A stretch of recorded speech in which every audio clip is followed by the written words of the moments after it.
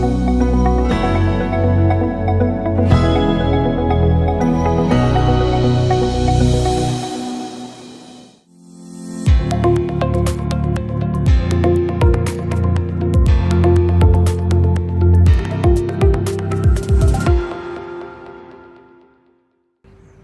kami hormati sahabat Bawaslu semuanya, di saat bulan Ramadan, kebetulan bahwa saat ini kita sedang bangsa Indonesia dilanda musibah wabah COVID-19, ya. Sehingga berbagai kegiatan kita belum bisa melaksanakan secara fisik seperti semula sebelum adanya COVID ini. Ya. Untuk itulah maka Bawaslu yang digawangi oleh Divisi Pengawasan melaksanakan program kegiatan tadarus pengawasan pemilu. Sekali lagi kami mengapresiasi atas inisiasi untuk melaksanakan kegiatan tadarus pengawasan pemilu ini.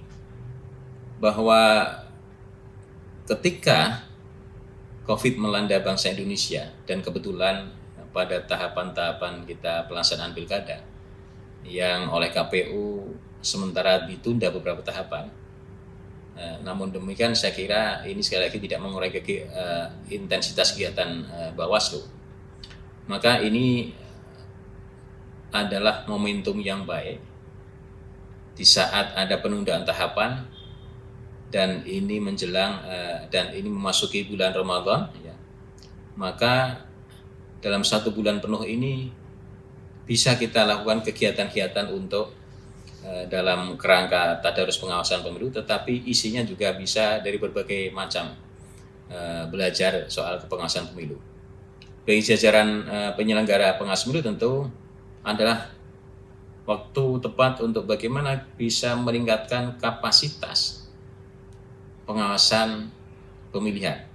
Bahwa di dalam kegiatan tadarus pengawasan pemilu ini, yang tadi saya katakan ini bagian dari belajar, saling belajar, maka juga bisa menjadi bagian dari upaya kita melakukan sosialisasi pengawasan pemilu secara umum atau sosialisasi pengawasan pemilihan pilkada tahun 2020. Mulai dari sosialisasi mengenai tugas dan fungsi dari Bawaslu, yang dimana tugas dan fungsi Bawaslu ada fungsi pengawasan, fungsi pencegahan, fungsi penindakan, dan fungsi penyelesaian sengketa proses. Dan tentunya juga menjadi bagian juga untuk melakukan sosialisasi terhadap masyarakat.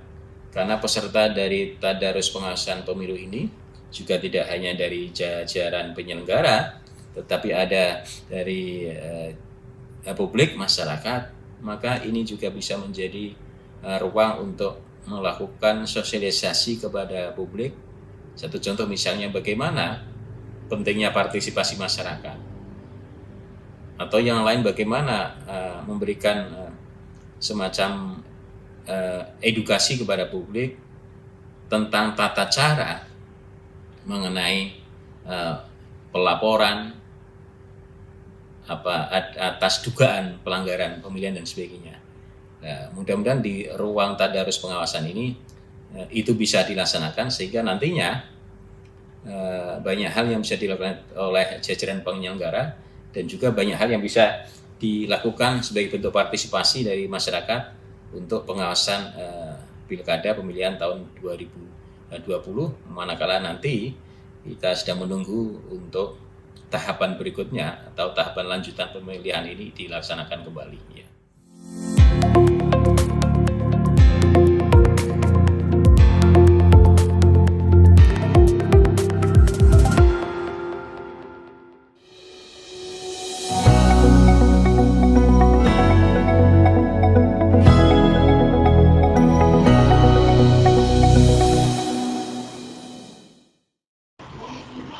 Assalamualaikum warahmatullahi wabarakatuh. Selamat bertemu teman-teman yang dilaksanakan oleh Badan Pengawas Republik Indonesia pada tahun 2020 ini. Pada kesempatan ini Perkenalkan, nama saya Hasanul Minan. Saya dosen ilmu hukum di Universitas Nahdlatul Ulama Indonesia. Pada kesempatan ini saya akan mengajak kita semua berdiskusi tentang netralitas aparatur sipil negara dalam penyelenggaraan pemilihan kepala daerah maupun pemilu. Kenapa isu netralitas ini penting? Karena ketentuan dalam undang-undang pemilu maupun undang-undang pemilihan kepala daerah itu mengatur tentang keharusan aparatur sipil negara dan birokrasi untuk bersikap netral dan terhadap pelanggaran atas ketentuan tersebut terdapat ancaman hukumannya, baik itu administrasi maupun pidana. Oleh karena itu menjadi sangat penting bagi kita untuk mengetahui tentang netralitas ASN dan bagaimana cara mengawasinya. Dalam diskusi ini ada beberapa bagian yang ingin saya sampaikan. Yang pertama adalah hubungan birokrasi dan politik. Yang kedua itu adalah modus-modus pelanggaran dalam netralitas birokrasi, dan ketiga bagaimana cara mengawasi netralitas birokrasi. Untuk memulai diskusi ini, saya ingin mengajak kita untuk memahami mengapa birokrasi itu banyak yang berpolitik, mengapa banyak terjadi politikasi birokrasi. Kalau kita diskusikan tentang hal ini, sebenarnya kalau kita bicara dari aspek sejarah ya, politisasi birokrasi ini merupakan fenomena yang mulai banyak muncul ketika sistem pemilih ketika kepala eksekutif di dalam pemerintahan itu dipilih secara demokratis. Jadi fenomena politisasi birokrasi ini muncul dan berkembang semenjak diterapkannya sistem demokrasi dalam pemilihan kepala pemerintahan. Gitu. Jadi sebelum masa sebelum penerapan sistem demokrasi dalam pemilihan kepala pemerintahan, jadi pada masa-masa penerapan sistem pemerintahan monarki dan lain sebagainya yang tidak demokratis, itu politisasi birokrasi ini tidak terlalu menjadi fenomena yang besar, karena yang muncul sebenarnya justru lebih banyak praktek korupsi-kolusi dan nepotisme dalam penentuan jabatan atau dalam kinerja, dalam penyelenggaraan dan pelaksanaan kinerja dari birokrasi. Jadi politisasi birokrasi itu muncul sejak dan sebagai dampak dari penerapan sistem demokrasi dalam pemilihan kepala eksekutif. Jadi ketika kepala eksekutif dipilih secara demokratis melalui pemilu, ini menyebabkan terjadi gesekan dengan sistem manajemen administrasi pemerintahan. Pegawai pemerintah harus mau bekerja di bawah pimpinan yang dipilih melalui proses politik, yaitu pemilu. Atau pegawai pemerintah harus mau bekerja di bawah pimpinan yang politically appointed. Jadi ada dua istilah, politically elected sama politically appointed. Politically elected itu berarti pimpinan politik yang dipilih melalui pemilu. Kalau politically appointed itu adalah pimpinan dalam organisasi pemerintahan yang ditunjuk secara politis. Menteri itu dia politically appointed. Presiden, kepala daerah itu adalah politically elected. Jadi dengan penerapan sistem demokrasi dalam pemilihan kepala eksekutif itu menyebabkan pegawai pemerintah harus mau bekerja di bawah pimpinan yang politically elected maupun politically appointed. Tugas civil servant atau pegawai ASN itu adalah melaksanakan kebijakan-kebijakan yang dibuat oleh pemimpin-pemimpin yang dipilih tadi itu, baik politically elected maupun politically appointed itu tadi. Jadi di sini apa namanya muncul dua mandat yang berbeda bagi ASN. Yang satu, dia harus bekerja sesuai dengan ketentuan undang-undang untuk melaksanakan tugas dan kewajibannya sebagaimana diatur undang-undang. Tapi di sisi lain dia juga harus patuh kepada pimpinan, yang pimpinan itu adalah produk dari proses pemilihan secara demokratis tadi. Jadi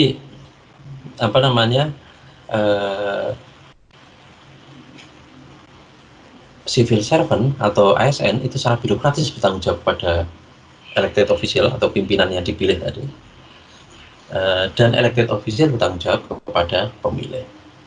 Jadi sebenarnya ini penerapan sistem demokrasi dalam pemilihan kepala eksekutif itu adalah sebuah upaya untuk mendorong agar civil servant itu tunduk kepada rakyat sebagai pemegang atau pemilik kedaulatan, tetapi ketertundukan itu dibangun berdasarkan pola tadi.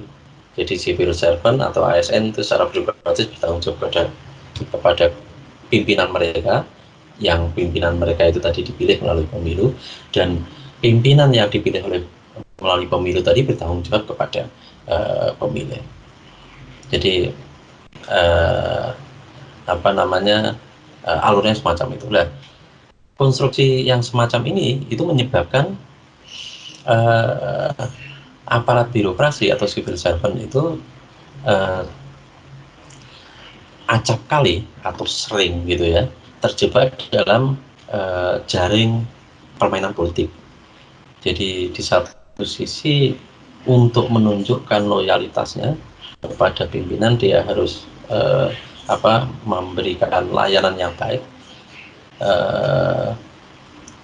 dan di sisi lain terkadang untuk mempertahankan posisinya dia harus melakukan tindakan-tindakan yang kadang bersifat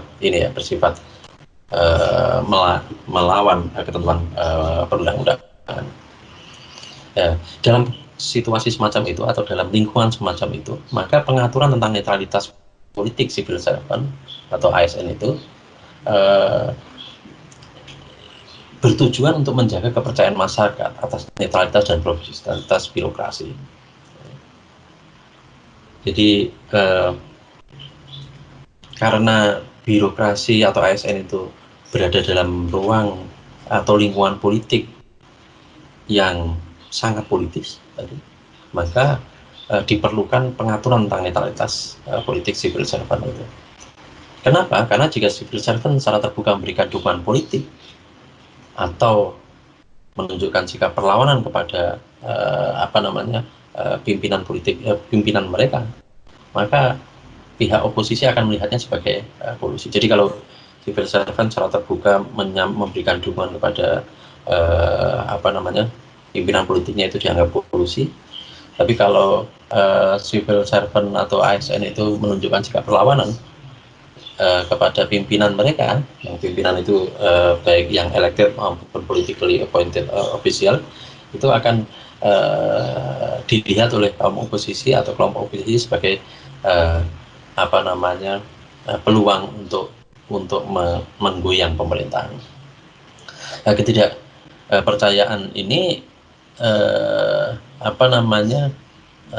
nanti akan menggerus legitimasi dari civil servant itu sendiri. Jadi begitu ininya background dari kenapa netralitas birokrasi itu menjadi penting. Salah satu bagian atau sebenarnya sisi lain dari netralitas birokrasi itu, netralitas birokrasi itu adalah bentuk positif, tetapi bentuk negatifnya itu ada sebenarnya abuse of power gitu ya. Jadi kalau birokrasi netral itu akan menghasilkan kinerja pemerintahan yang baik, tapi kalau birokrasi tidak netral itu umumnya akan menghasilkan abuse of power atau penyalahgunaan penyalahgunaan jabatan atau wewenang. Nah, abuse of power ini secara umum itu bisa muncul dalam 3 bentuk. Yang pertama adalah politisasi birokrasi, yang kedua itu penyalahgunaan anggaran dan aset pemerintahan, yang ketiga itu penyalahgunaan saluran komunikasi resmi pemerintahan.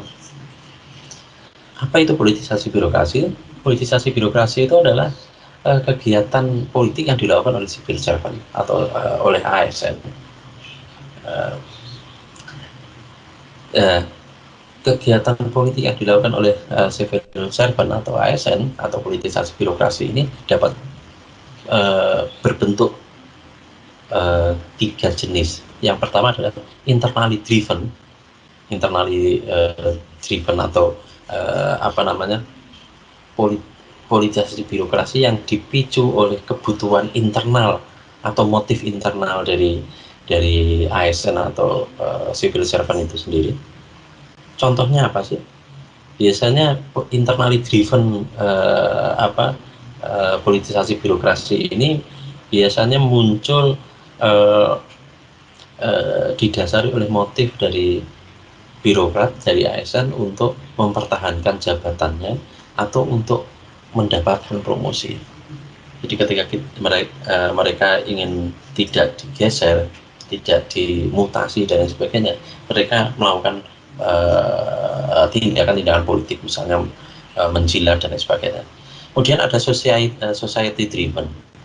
Jadi politisasi birokrasi yang itu karena dipaksa, politisasi birokrasi yang muncul karena adanya paksaan dari masyarakat. Jadi biasanya model-model semacam ini, politisasi birokrasi ini terjadi ketika pemilu itu menghasilkan peta politik yang tidak berimbang. Ada kelompok yang sangat dominan, dan kelompok yang sangat dominan ini biasanya mencoba mempengaruhi birokrasi untuk melayani kepentingan kelompok pemenang. Kemudian politician driven. Jadi politisasi birokrasi yang disebabkan oleh yang berjenis politician driven ini itu biasanya muncul karena birokrat itu berpolitik karena dipengaruhi atau didorong oleh kelompok politisi. Di Indonesia 3 model ini sama-sama berpeluang terjadi.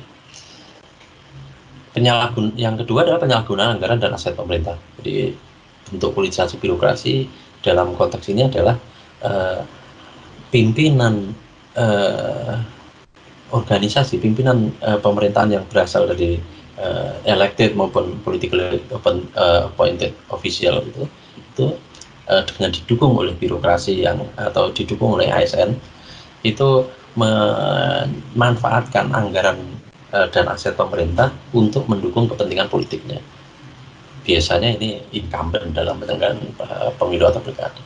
Yang ketiga adalah penyalahgunaan saluran komunikasi formal pemerintah. Jadi di sini bentuk politisasi birokrasinya adalah kaum politisi yang menguasai unit-unit pemerintahan itu, mereka memanfaatkan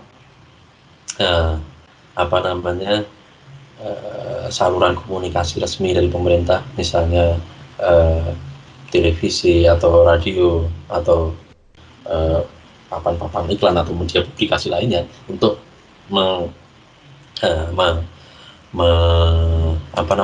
mengkampanyekan atau untuk menyampaikan profil atau kepentingan atau misi politik mereka. Jadi itu adalah beberapa bentuk atau 3 bentuk politisasi birokrasi. Bagaimana modus politisasi birokrasi dan abuse of power dalam pemilu di Indonesia? Di dalam pemilu di Indonesia ini, baik itu pemilu eksekutif, legislatif maupun pilkada, ya, pilpres, pemilu DPR maupun pilkada, ini selalu diwarnai oleh politisasi birokrasi. Dan modusnya itu ada beberapa macam. Setidaknya ada 4 yang bisa kita identifikasi. Yang pertama adalah penyalahgunaan anggaran. Penyalahgunaan anggaran ini bisa dalam bentuk bansos, penyalahgunaan anggaran APBD, dan lain sebagainya. Jadi pada modus pertama ini politisasi birokrasinya itu dilakukan terkait dengan aspek anggaran pemerintah, baik pusat maupun daerah. Bentuknya apa biasanya? Itu ada peningkatan alokasi dana bansos. Jadi biasanya sebelum 1 tahun atau 2 tahun sebelum penyelenggaraan pemilu atau pilkada terutama, itu kepala daerah incumbent yang sedang menjabat dan dia ingin maju lagi dalam pilkada berikutnya, itu seringkali dia mengotak-atik anggaran daerah APBD, dan 1 tahun atau 2 tahun sebelum pilkada dia sudah mulai mengubah komposisi, mengubah alokasi, memperbesar alokasi anggaran untuk bansos yang nanti akan dijadikan sebagai pokber, sebagai gula-gula untuk diberikan kepada kelompok-kelompok pendukungnya. Itu jadi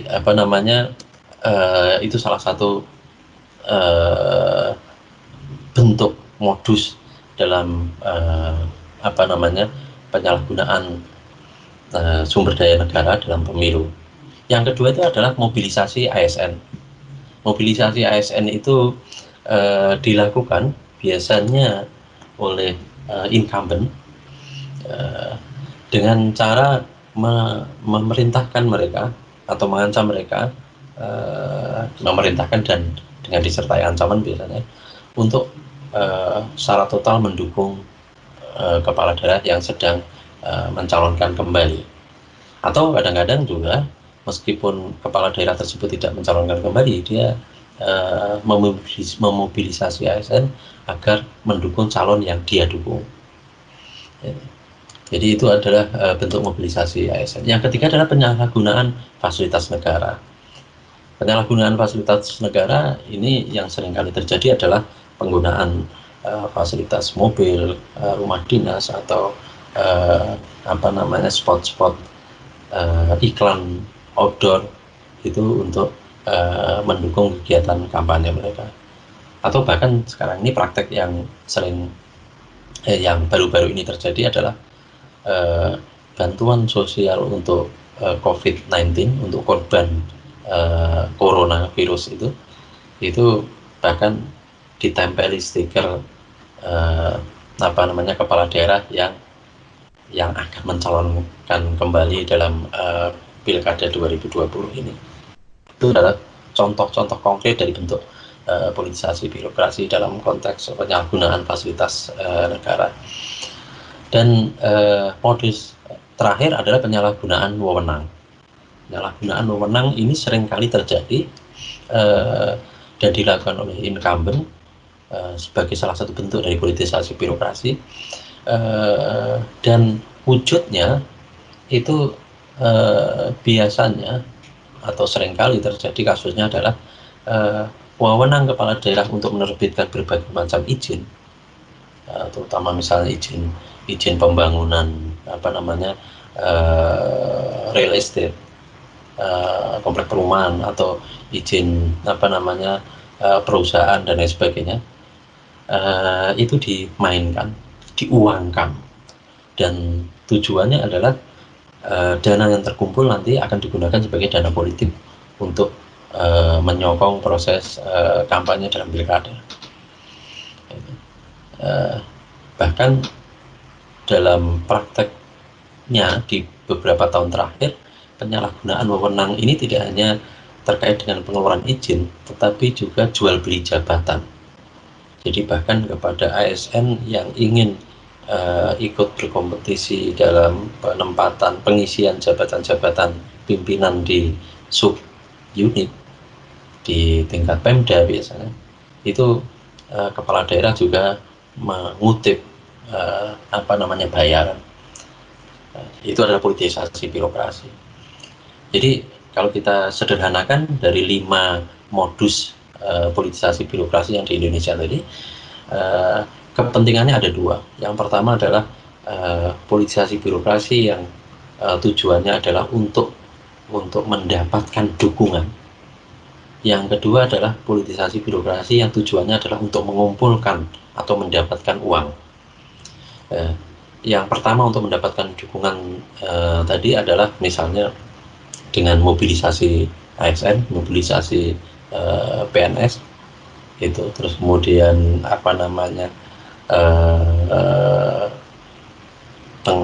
manipulasi anggaran dalam APBD terkait dengan alokasi bansos misalnya. Terus yang kedua jenis politisasi birokrasi yang tujuannya untuk menggalang dana itu adalah penyalahgunaan wewenang, misalnya wewenang dalam penerbitan izin usaha, wewenang dalam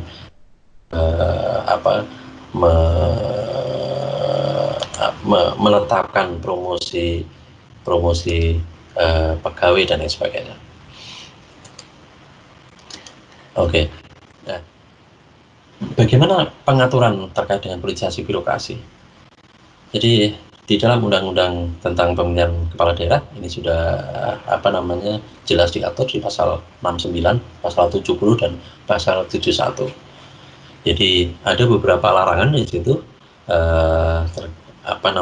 untuk menggunakan fasilitas dan anggaran pemerintah, kemudian larangan untuk ikut berkampanye, kemudian larangan untuk menggunakan program dan kegiatan 6 bulan sebelum masa jabatan yang berakhir untuk petahana. Terus kemudian larangan menggunakan larangan menggunakan dana kampanye yang berasal dari anggaran pemerintah. Jadi ini adalah beberapa ketentuan, beberapa peraturan yang mengatur tentang netralitas birokrasi, netralitas ASN, dan di dalam undang-undang tentang pemilihan kepala daerah. Di luar pengaturan di dalam undang-undang tentang pemilihan kepala daerah, itu ada aturan lain yang diatur di dalam Undang-Undang Nomor 5 Tahun 2014 tentang aparatur sipil negara. Jadi di sini di pasal 2, pasal 3, dan pasal 9 itu diatur tentang kewajiban dan larangan bagi ASN. Ada asas netralitas, ada kewajiban untuk mentaati berbagai peraturan seperti nilai dasar, kode etik, dan lain sebagainya, serta adanya kewajiban untuk bersikap netral, bebas dari pengaruh dan intervensi semua golongan dan partai politik. Di samping itu juga ada aturan lain, yakni PP Nomor 53 Tahun 2010 tentang disiplin PNS, yang mengatur tentang larangan bagi PNS untuk memberikan dukungan kepada calon kepala daerah dan wakil kepala daerah. Ini bahkan ada 5 bentuk bentuk kegiatan itu yang dilarang di sini, yang terkait dengan pemberian dukungan kepada calon kepala daerah. Kemudian ada juga surat edaran Menpan RB tahun 2015 yang melarang ASN untuk menjadi calon atau untuk memberikan dukungan kepada calon kepala daerah. Jadi kalau kita lihat di sini sebenarnya kerangka hukum atau peraturan yang terkait dengan netralitas ASN dan birokrasi ini di Indonesia sebenarnya sudah cukup banyak, dan itu tidak hanya diatur di dalam undang-undang tentang pemilu dan undang-undang tentang pemilihan kepala daerah, tapi juga diatur dalam undang-undang tentang aparatur sipil negara. Nah, kalau kita lihat latar belakang, motif, kemudian aturan hukum yang seperti itu, dan kita lihat juga praktek praktek dalam pemilu-pemilu sebelumnya di Indonesia, di mana politisasi birokrasi itu atau netralitas birokrasi itu sering menjadi objek permainan. Maka pertanyaannya dalam pilkada tahun 2020 ini apa yang harus dilakukan? Bagaimana cara mengawasi eh, eh, ada banyak cara sebenarnya yang bisa ditempuh, tetapi kalau semuanya itu sangat tergantung pada sumber daya kita, kemampuan dan kapasitas kita. Tetapi setidaknya ada dua pendekatan yang bisa kita pakai untuk melakukan pengawasan atau pemantauan terhadap netralitas birokrasi ini. Yang pertama, kita melihat dari aspek anggaran, yang kedua itu dari aspek politisasi birokrasi di luar anggaran, jadi yang terkait dengan kewenangan tadi. Yang terkait dengan anggaran, kita bisa melakukan kajian terhadap APBD sebenarnya. Jadi teman-teman yang memiliki concern terhadap isu anggaran itu sebenarnya bisa mencoba melihat dan mencermati APBD 1 tahun atau 2 tahun sebelum tahun pilkada. Itu nanti untuk melihat ada nggak perubahan atau penambahan jumlah alokasi anggaran yang memiliki irisan dengan permainan politik. Misalnya yang paling sederhana adalah jumlah anggaran bantuan sosial. Gitu. Kalau nanti ketemu memang ini ada peningkatan signifikan, nanti bisa diikuti dengan pencarian informasi tentang profil ormas atau OKP atau yayasan calon penerima dana hibah itu. Nah, itu datanya ada di dinas Kesbangpol misalnya.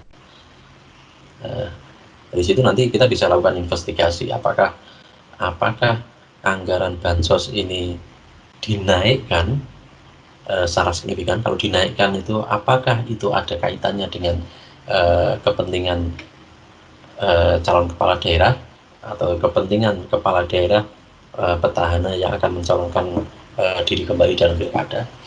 Terus yang berikutnya, lakukan investigasi terhadap profil calon penerima dana bansos itu. Apakah calon penerima dana bansos itu berdasarkan data dari penerima dana bansos tahun-tahun sebelumnya, itu apakah mereka memiliki hubungan politik dengan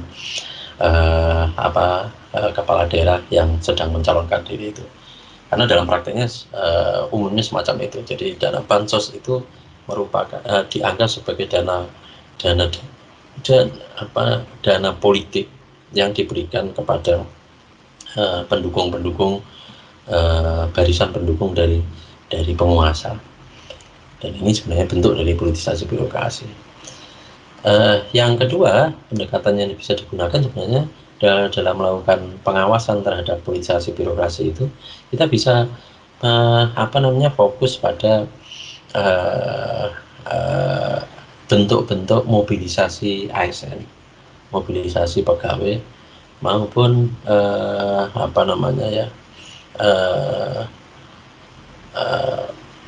praktek mobilisasi massa untuk mendukung calon yang dilakukan oleh aparatur pemerintah.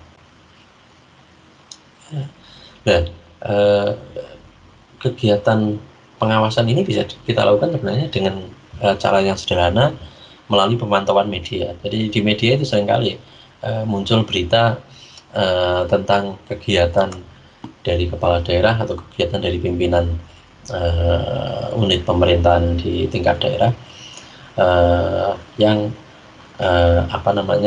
mengandung nuansa kampanye. Itu beberapa kali terjadi semacam itu. Itu kita bisa cek dari pemberitaan, dan ketika kita temukan pemberitaan semacam itu, kita bisa lakukan analisa apakah kegiatan tersebut atau tindakan tersebut mengandung unsur politisasi birokrasi atau pelanggaran norma terkait dengan netralitas ASN.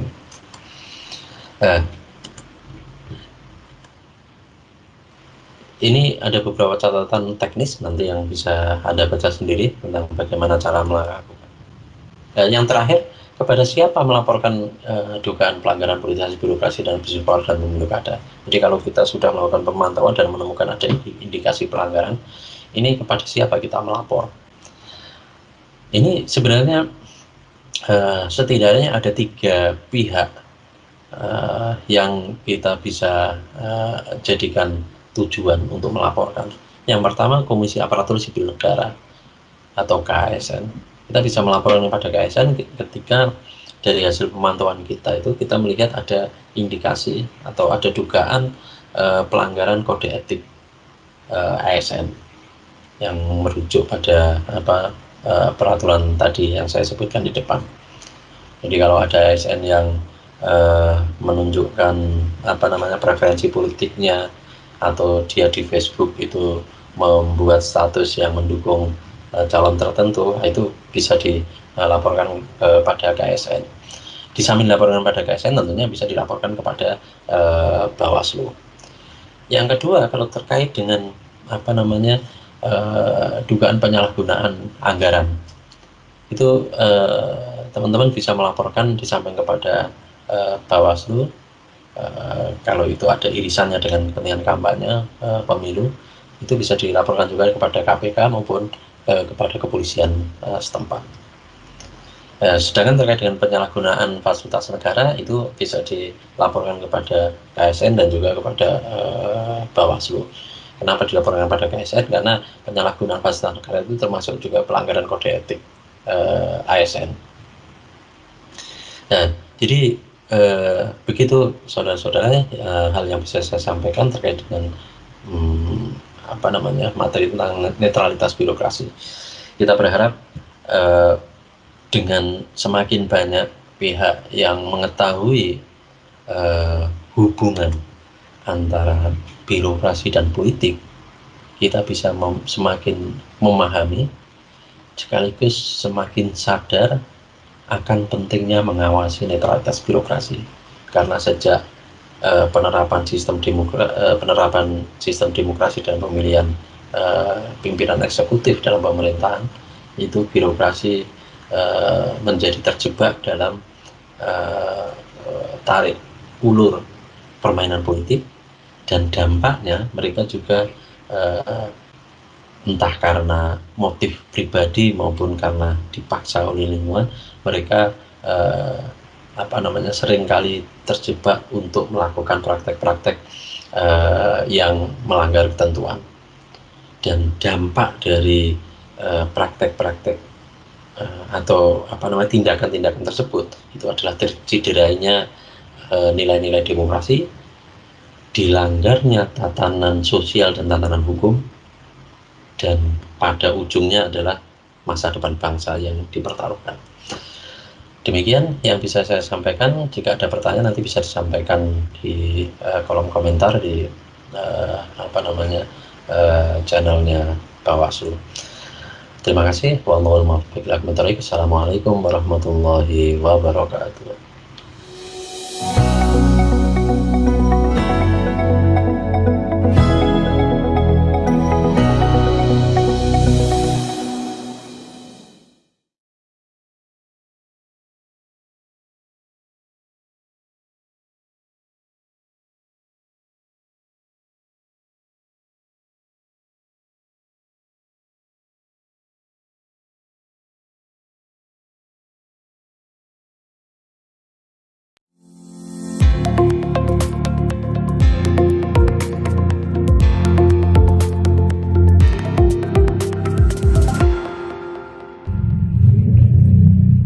Assalamualaikum warahmatullahi wabarakatuh. Bapak Ibu sekalian, selama bulan Ramadan, Bawaslu melakukan kegiatan tadarus pengawasan pemilu. Memang dalam kondisi ini kita tidak dapat bertemu secara langsung, tapi kita dapat bertemu dalam media-media seperti melalui video yang Bapak Ibu saksikan. Kita masih punya PR Bapak Ibu sekalian, terutama terkait dengan persiapan pemilihan kepala daerah tahun 2020. Banyak hal-hal yang masih perlu kita persiapkan mengenai aturan hukumnya. Apakah aturan hukum yang ada sekarang sudah cukup untuk dalam melaksanakan pilkada tahun 2020? Apakah pasal 121, pasal 122 dari pilkada itu cukup sebagai dasar untuk penundaan? Bagaimana dengan apabila ada modifikasi proses yang ingin dilakukan, Misalnya proses kampanye dari 2,5 bulan itu menjadi 1 bulan misalnya. Apakah itu dimungkinkan? Kemudian kita masih punya PR bagaimana seandainya proses pemungutan suara dilakukan lebih lama ataupun dilakukan dalam hal-hal yang lebih singkat misalnya. Atau misalnya dalam proses kampanye, apakah dimungkinkan proses kampanye itu semuanya bersifat daring tanpa ada pertemuan interaksi antara para calon dengan pemilihnya? Masih banyak hal yang perlu kita diskusikan. Meskipun demikian, dalam proses yang sedang kita harus lewatin COVID-19, kami mengajak kita semua untuk saling menjaga kesehatan, memperhatikan orang kita sekeliling, dan ikut serta untuk menjaga agar diri kita sehat dan juga tetap dapat melaksanakan ibadah puasa dengan sebaik mungkin. Selamat menjalankan puasa, selamat ikut serta dalam proses diskusi, baik sebagai narasumber, ahli. Marilah kita bisa menghasilkan sebuah terobosan-terobosan hukum terkait dengan pengawasan pemilu, pengawasan pilkada yang akan kita hadapi bersama. Terima kasih. Wal muwaffiq ila thoriq. Wassalamualaikum warahmatullahi wabarakatuh.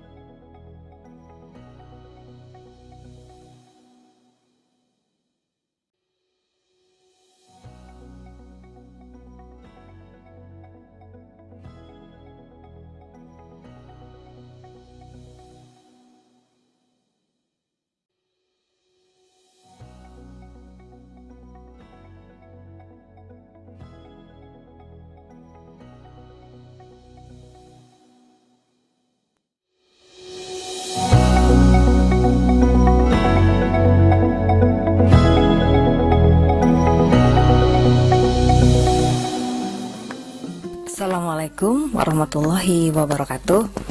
Selamat siang sahabat-sahabat Tadarus Pengawasan Pemilu. Apa kabar? Semoga semua dalam keadaan sehat ya. Siang hari ini saya akan menyampaikan materi terkait strategi pendidikan pemilih pada kelompok rentan. Pertama, bagaimana soal esensi pemilu, kemudian pengertian, pentingnya partisipasi politik, dan daya pegas yang berpengaruh, serta bagaimana terkait pendidikan pemilih, pengertian, gaya pendidikan, dan juga urgensi pendidikan pemilih. Lalu siapa kelompok rentan pemilu? Kemudian mengapa kelompok rentan harus dilibatkan? Kondisi kelompok rentan pemilu, dan terakhir terkait bagaimana strategi pendidikan pemilih pada kelompok rentan. Esensi pemilu. Pemilihan umum adalah wahana warga negara guna menyalurkan aspirasi untuk memilih pemimpin atau wakil rakyat dan kepala daerah yang dilaksanakan secara periodik. Pemilihan umum merupakan mekanisme untuk membentuk organ negara, terutama organ pembentuk hukum yang akan menjadi dasar penyelenggaraan pemerintahan negara. Pemilihan umum menjamin setiap hak individu untuk bebas sesuai kehendak hati nurani guna menentukan pilihan siapa yang akan dipilih. Lalu bagaimana dengan partisipasi politik? Partisipasi politik merupakan proses keterlibatan warga negara dalam rangka ikut menentukan kebijakan umum, penentuan penguasa politik, dan pembagian kekuasaan dalam masyarakat, baik secara langsung atau tidak langsung. Hannah Pitkin, akademisi dari UC Berkeley, sempat bercerita bahwa pemberian otoritas negara akan sangat penting dalam masa pemilu kepada seorang pemilih, maka hak pemilih ini harus dimanfaatkan sebaik-baiknya. Selanjutnya, partisipasi adalah sebuah mekanisme yang dilakukan secara otonom ataupun kolektif yang didorong oleh pihak-pihak tertentu, utamanya warga negara sebagai penerima kebijakan. Dengan partisipasi politik ini, keterbukaan kelembagaan, akses informasi, dan bisa mendorong pertanggungjawaban kepemimpinan baik di daerah atau nasional. Bagaimana hubungan antara pemilu dan partisipasi politik?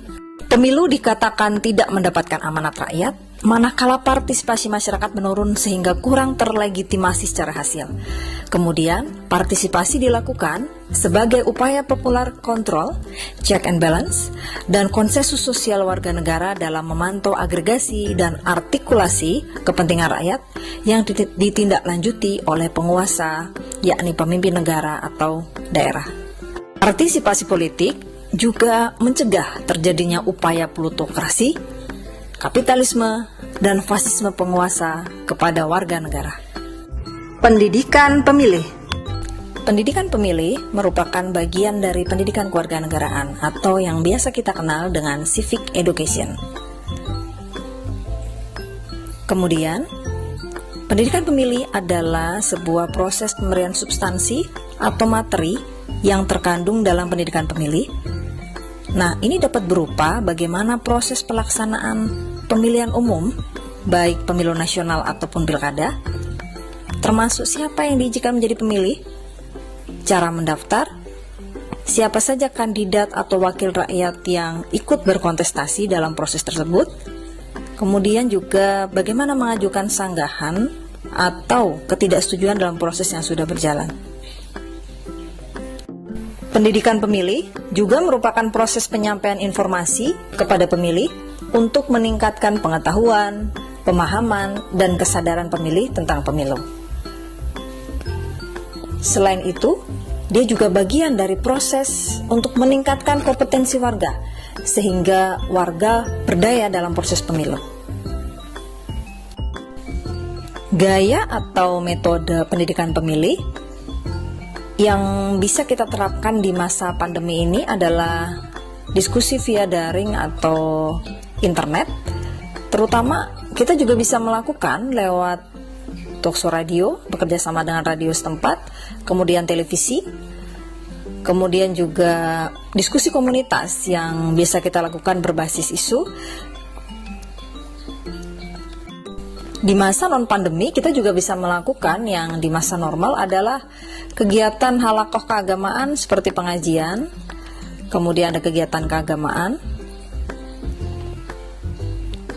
termasuk bagaimana proses halakoh akademik seperti seminar, KKN tematik, magang, sosialisasi, dan training of trainer. Halakoh yang bisa dilakukan dalam kondisi normal, tidak dalam masa pandemi, adalah ya semacam rembuk desa, rembuk warga RT RW, arisan baik PKK atau RT RW, posko pemilu, komunitas drama Korea, kemudian juga komunitas hobi. Urgensi pendidikan pemilih, setiap individu mampu menentukan kehendak sendiri dengan penuh kesadaran atas sebuah pilihan terhadap pemimpin. Setiap individu memahami bahwa berhak memperoleh perlakuan setara dan bernilai sama, yaitu one person, one vote, dan one value. Dan terakhir, sahabat-sahabat sekalian, pendidikan pemilih ini penting untuk mempromosikan kepemimpinan transformatif, progresif, dan egaliter. Kelompok rentan pemilu. Siapa sajakah kelompok rentan pemilu? Antara lain adalah pengungsi, pekerja migran, perempuan, penyandang disabilitas, pemilih pemula atau yang sudah menikah, masyarakat adat, dan orang yang memiliki problem administrasi secara kependudukan. Mengapa mereka harus dilibatkan, sahabat-sahabat sekalian? Kita menilik sesuai dengan prinsip SDGs, yaitu Leave No One Behind, dengan goal nomor 16, bahwa menjamin pengambilan keputusan yang responsif, inklusif, partisipatif, dan representatif di setiap tingkatan. Sehingga penting untuk mengakomodasi kelompok rentan untuk turut serta aktif berpartisipasi, terlibat pada proses pergantian kepemimpinan publik. Rentan dalam perspektif hak asasi manusia, secara leksikal adalah kelompok yang rentan terhadap kerawanan diri, terhadap serangan, pencelakaan, gangguan baik yang bersifat jasmani maupun psikologi. Hingga Maret 2019, data pekerja migran atau TKI di luar negeri mencapai 1,55 juta jiwa berdasarkan data dari BN2 PTKI. Mereka tentu membutuhkan penyuluhan sekaligus informasi kepemiluan. Berikut bagaimana tata cara pelaksanaan serta kriteria dan tata cara menindaklanjuti dugaan pelanggaran. Sahabat-sahabat tadarus pengawasan pemilu sekalian, penting juga untuk mendorong upaya transparansi kebijakan publik yang akuntabel terhadap hasil pemilu agar menghasilkan kesetaraan kepemimpinan, kemudian tidak terdominasi kelompok mayoritas, dan yang penting juga tidak mainstream populisme. Kondisi masyarakat rentan dalam pemilu saat ini adalah bahwa pekerja migran tidak semuanya mendaftarkan atau berkoordinasi dengan kedutaan di mana ia tinggal, sehingga ini akan menimbulkan kerawanan dalam hak pilihnya. Kemudian, hak pemilih penyandang disabilitas atau TPS tidak akses, kemudian tidak adanya alat bantu memilih seperti Braille template. Sahabat-sahabat sekalian, perkawinan anak juga masih marak terjadi, dan ini mengakibatkan tantangan dalam Undang-Undang 10 2016 tentang Pilkada, juga Undang-Undang 7 2017 terkait pemilu. Nah, dalam klausul daftar pemilih masih terdapat informasi umur 17 tahun atau sudah menikah. Nah, dalam hal ini apabila anak sudah menikah dan usia di bawah 16 tahun, belum tentu dia sudah terdaftar sebagai pemilih dalam DPT. Terakhir adalah soal pendataan pemilih yang sudah 17 tahun atau yang akan 17 tahun. Ini akan menimbulkan potensi swing voters. Masyarakat adat juga memiliki nilai yang tidak dapat digeneralisasi seperti norma pada umumnya. Dalam suatu hasil riset Bawaslu Jawa Timur tahun 2019, dikatakan bahwa mereka mempunyai suatu nilai kolektif di mana mereka biasanya musyawarah untuk menentukan pilihan. Nah, ini jadi potensi konflik karena misalnya di kawasan masyarakat adat Tengger Bromo masih rendah tingkat partisipasi, dan juga terdapat tadi potensi konflik karena perbedaan pilihan. Strategi pendidikan pemilih bagi kelompok rentan bisa dilakukan dengan kampanye seperti memperkuat sosialisasi baik aplikasi calon via daring, tatap muka, iklan layanan masyarakat, dan juga flyer. Rembuk warga, menguatkan peran RT RW dengan membentuk Pokja atau Task Force untuk memberikan pendampingan kepada kelompok rentan. Dan juga soal layanan aduan, jadi semacam call center kelompok rentan untuk aduan hak pilih. Untuk kondisi demokratis yang mengakomodasi penciptaan, distribusi, dan pemerataan sumber daya politik yang tidak menindas kepentingan kelompok rentan. Kemudian yang kedua adalah kelompok rentan menjadi target utama dalam pendidikan pemilih dan terus didorong untuk berpartisipasi dalam penyelenggaraan dan pengawasan pemilu. Kemudian yang ketiga adalah mendorong adanya inovasi pendidikan pemilih yang dapat menghadirkan adanya ruang pembelajaran. Demikian paparan singkat ini, semoga bermanfaat. Mohon maaf apabila ada kesalahan. Sampai jumpa pada diskusi selanjutnya. Nasrum minallah wa fatun qorib. Albiru manitako. Assalamualaikum warahmatullahi wabarakatuh.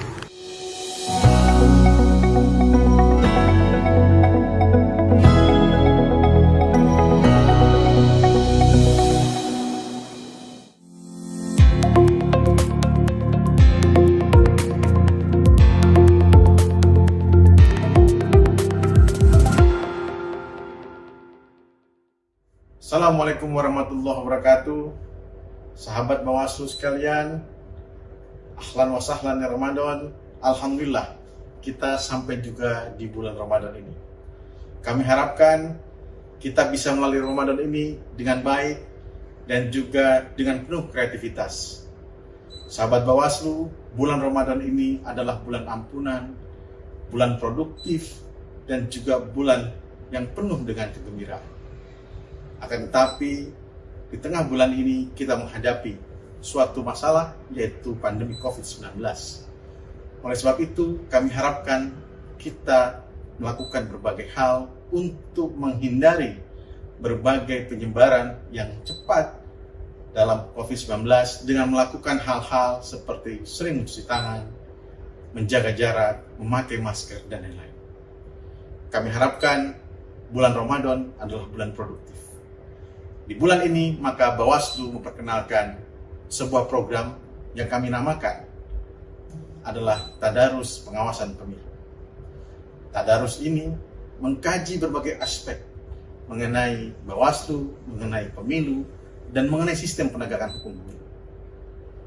Sahabat Bawaslu, teman-teman sekalian, insya Allah Bawaslu dalam program ini akan memperkenalkan salah satunya adalah program penyelesaian sengketa proses. Penyelesaian sengketa proses ini adalah hal yang diperkenalkan kembali, adalah hal yang unik dalam Badan Pengawas Pemilu. Oleh sebab itu, marilah kita ikuti Tadarus Pengawasan Pemilu. Sekali lagi, selamat datang bulan Ramadan. Kami harapkan kita bersama melalui seluruh pandemi COVID-19 tanpa ada korban satupun. Kami harapkan teman-teman, sahabat Bawaslu mengikuti Tadarus Pengawas Pemilu. Assalamualaikum warahmatullahi wabarakatuh.